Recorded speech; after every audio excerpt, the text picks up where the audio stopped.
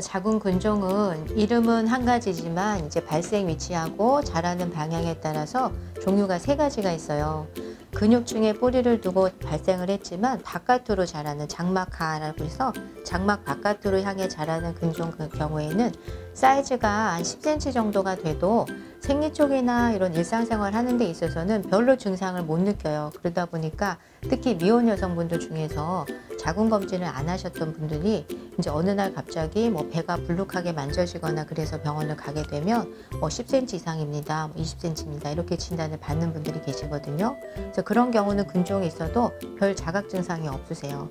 반면에 이제 근종 중에서 퍼센테이지가 제일 많이 차지하는 부분이 병례성 근종이라 그래서 자궁의 근육층 안에 생기는 근종인데 보통 다발성으로 생기는 경우가 많고요. 이런 경우에는 진행이 되면서 자궁 내막이 있는 안쪽으로도 밀고 들어오고 밖으로도 자라고 하기 때문에 사실은 통증도 생길 수가 있고요.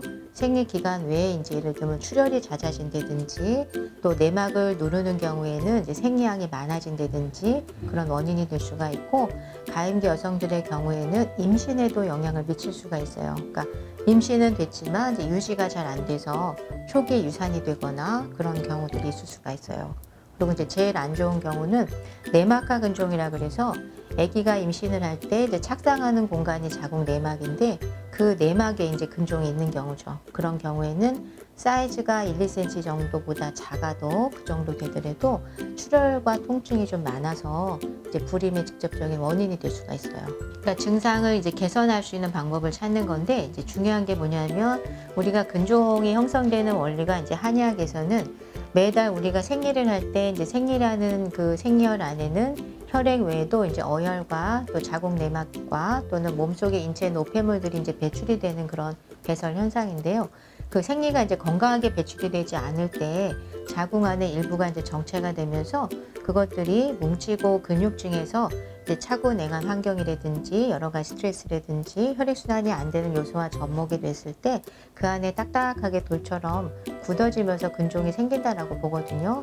그렇기 때문에 초반에는 근종 자체가 생길 때는 약간 부드러운 상태에서 생겼다가 진행이 되면서 점차적으로 굳어지고 딱딱해지면서 이제 관련 증상들을 나타낸다라고 보기 때문에 자궁 주변 혈액순환을 많이 도와주고 근종의 발병 환경들을 이제 개선을 해주면서 근종 자체의 어떤 진행과 단단해지고 경화되는 것들을 좀 막는 과정의 치료를 하게 돼요. 근종을 좀 부드럽게 하고 자궁 주변의 순환을 도와줘서 자궁이 생리 조절하는 어떤 환경을 좀 개선할 수 있게끔 해줌으로써 관련 증상들을 치유해가는 그런 과정들이 이제 도움을 드리게 되는 거죠.